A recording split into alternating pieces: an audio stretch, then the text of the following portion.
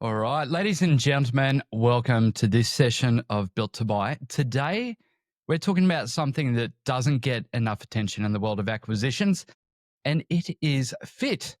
Because let's be honest, not every business that looks good on paper is going to feel right once you're inside it. This session isn't about valuations, not about financials or due diligence checklists.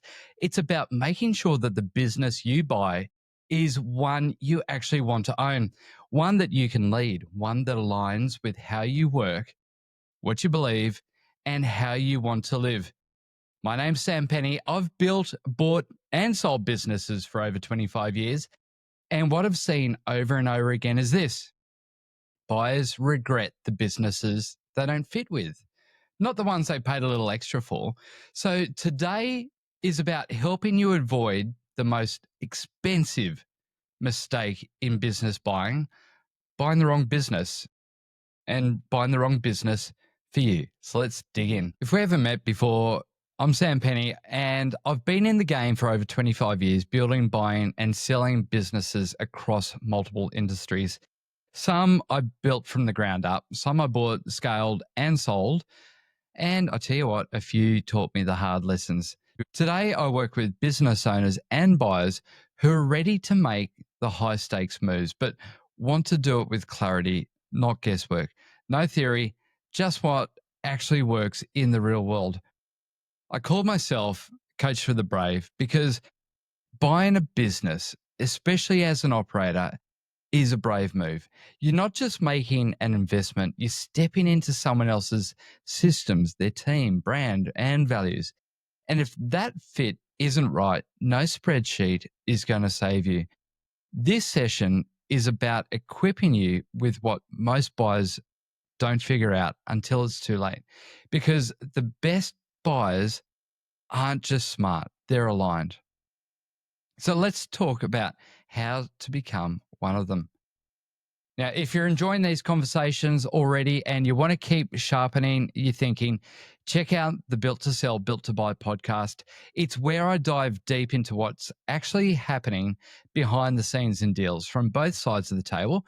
Whether you're buying for your first time or even your fifth, I share frameworks, deal stories, and the kind of advice that doesn't show up on the P&L.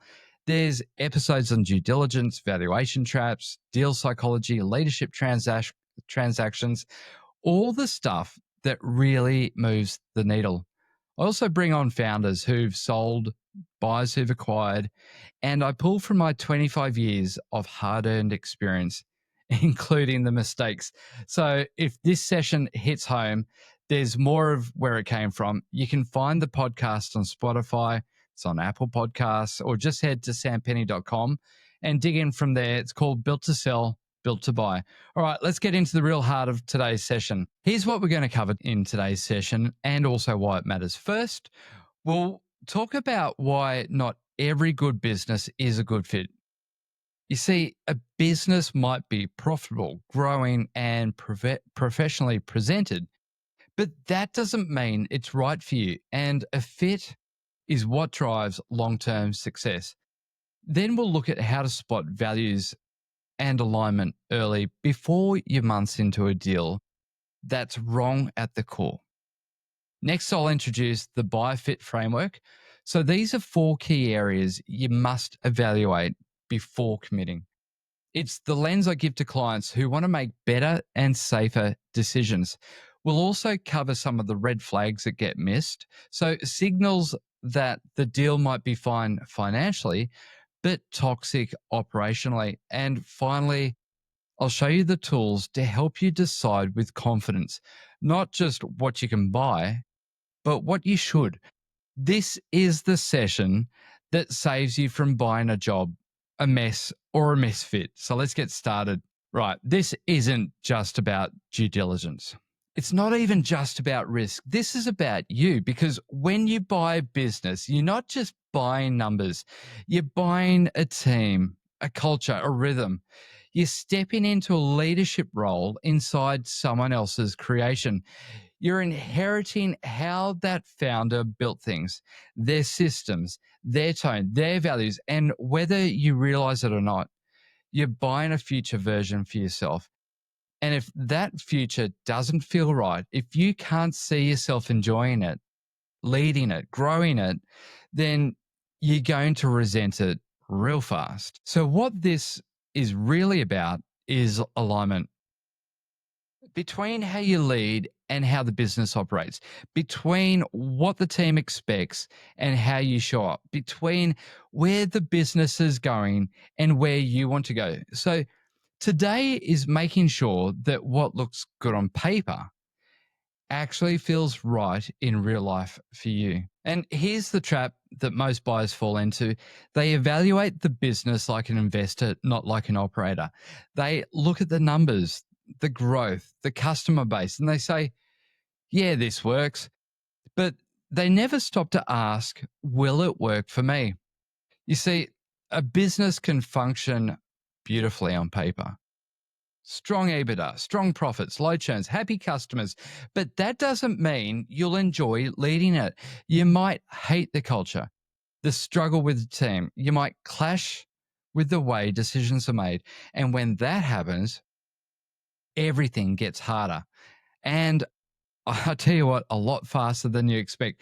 So I want to challenge you to think beyond function. And I want you to ask yourself this: can I lead this team in a way that feels natural to me? Do I believe in this business's philosophy, not just its model? And am I buying a machine or stepping into a mission I actually care about? Because the deal only works long term if the fit is real, not just the function. All right, now we're going to dive into the buy fit framework. This is the framework I give every client before they commit to a deal. It's called the buy fit framework, and it's built on four critical layers. Firstly is the values fit.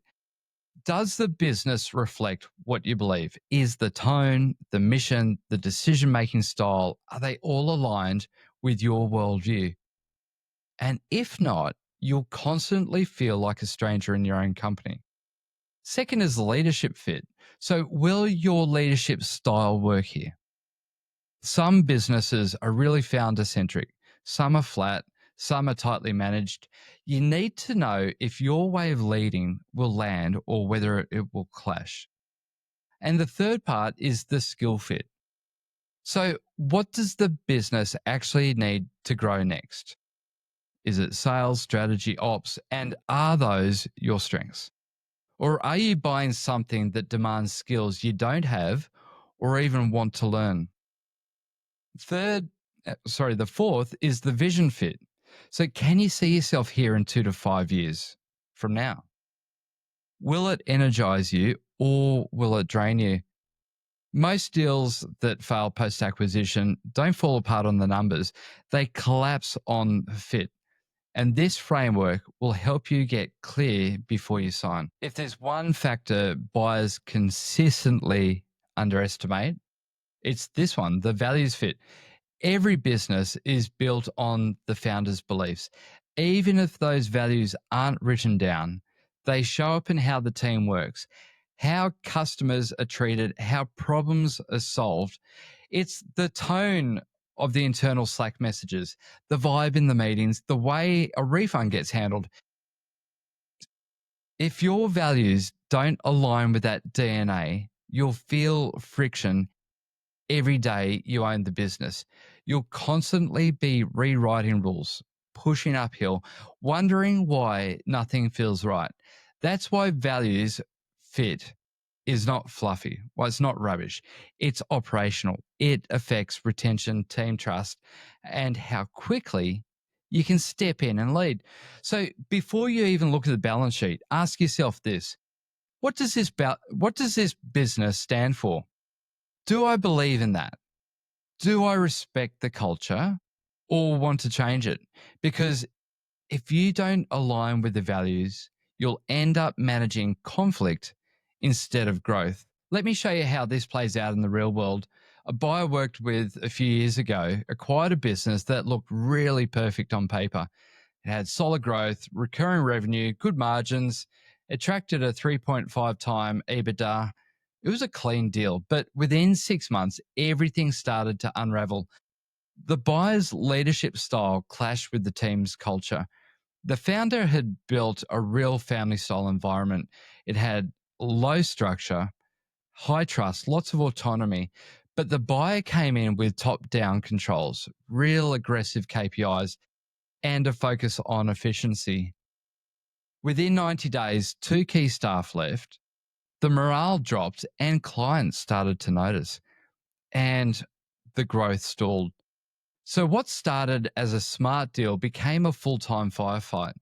The buyer didn't do anything wrong on the surface, but they underestimated the culture and overestimated their ability to reshape it. And they ended up selling 18 months later. They were burned out, they were done. And the lesson, a great deal with a bad fit becomes 5 times the work and 10 times the stress. So, where does fit actually show up during the deal process? It's not always in the data room, it's in the soft stuff, the human stuff.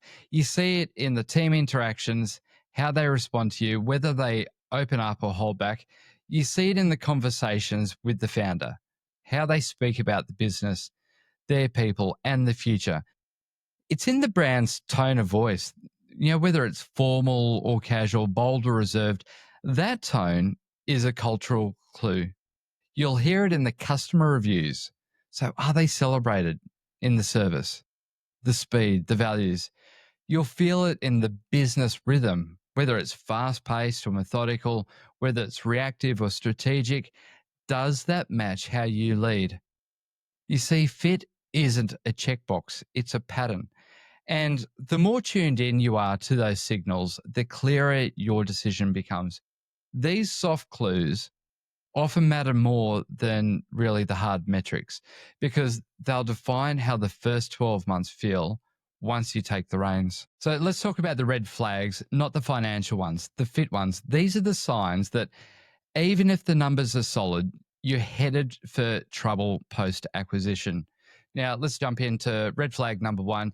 You feel like you need to fix the culture. If your first instinct is to overhaul the team dynamic, you need to ask why.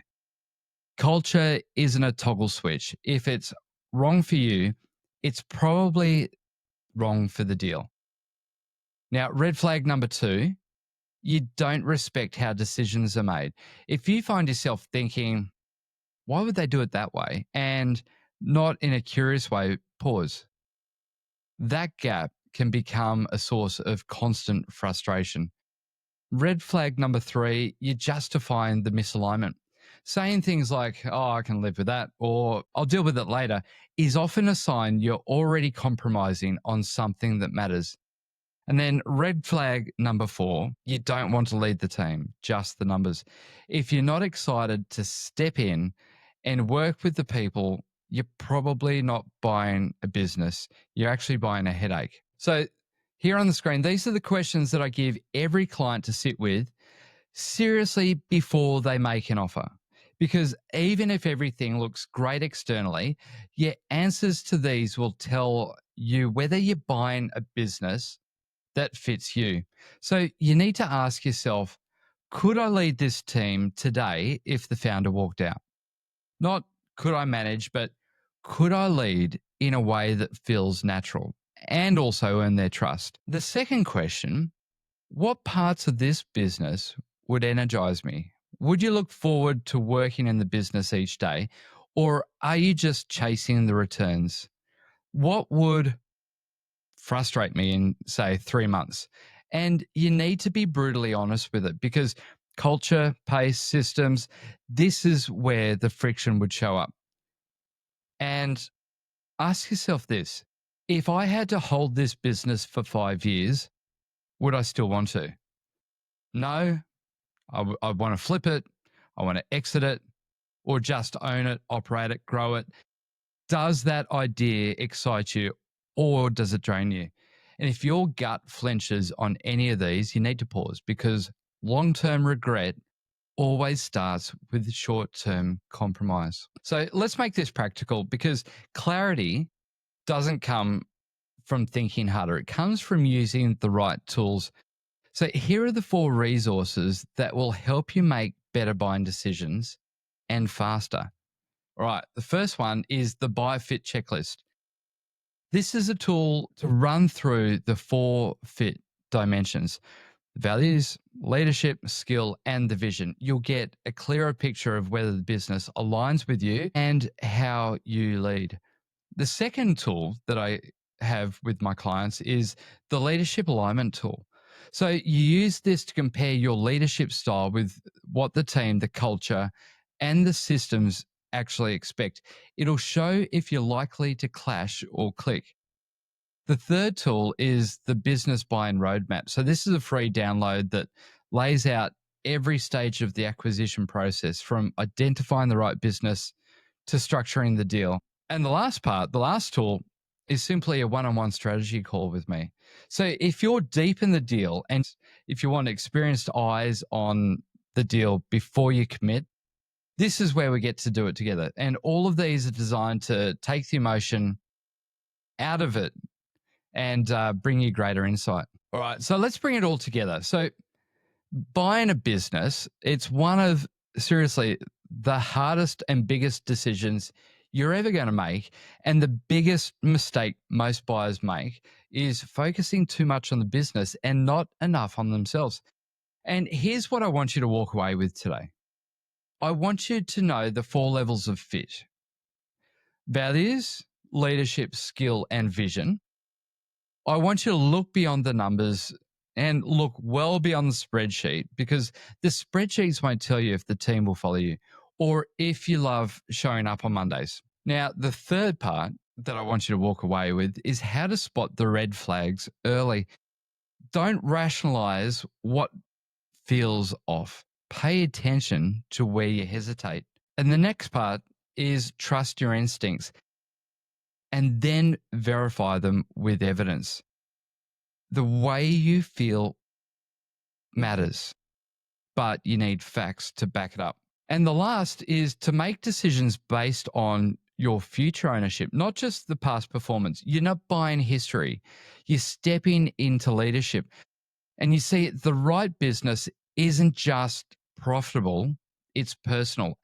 And when the fit's right, the numbers are going to follow. Now, if this session has hit home, you're currently looking at a deal, or even if you're starting your search, this is your chance to get expert eyes on it before you have to make the high stakes move.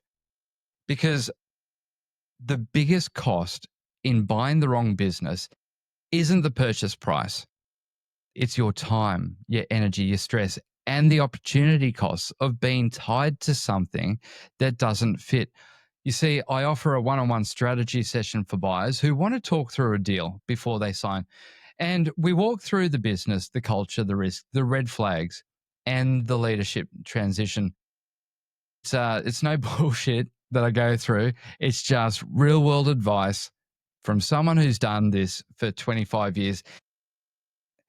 You'll leave the session with clarity whether this is your deal or if there's warning signs. If you're even considering a business right now, don't move forward without a gut check. Just simply book a session. It's sampenny.com/strategy. And let's make sure you're buying the right business, not just a convenient one. Thanks for joining me. I'm Sam Penny. I'll see you in the next session.